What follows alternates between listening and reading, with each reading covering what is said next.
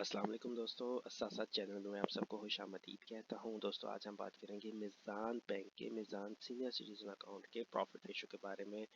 नवंबर 2024 का profit ratio दोस्तों announce हो चुका है और इस वक्त जो हमें प्रॉफिट मिला है वो 9.19% है दोस्तों। 9.19% का मतलब ये है कि मिज़ान सीनियर सिटीजन अकाउंट जो है 9.19 इन्वेस्टमेंट अगर आपने की होती 1 लाख रुपए, प्रॉफिट आपको 1 लाख पे आपको मिलना था 9,190 रुपये एक साल का प्रॉफिट दोस्तों। 9,190 रुपये एक साल का प्रॉफिट है दोस्तों। और इसी तरह अगर आप इसको अगर डिवाइड बाय 12 कर दें तो ये बनता है 765 रुपये।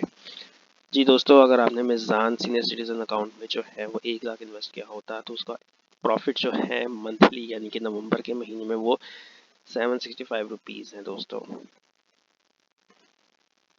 उम्मीद करता हूँ आपको मेरी वीडियो अच्छी लगी होगी। इसको लाइक, सब्सक्राइब और शेयर ज़रूर कीजिएगा। अपना बहुत सा ख्याल रखिएगा। मिलते हैं अगली वीडियो में, तब तक के लिए अल्लाह हाफिज़।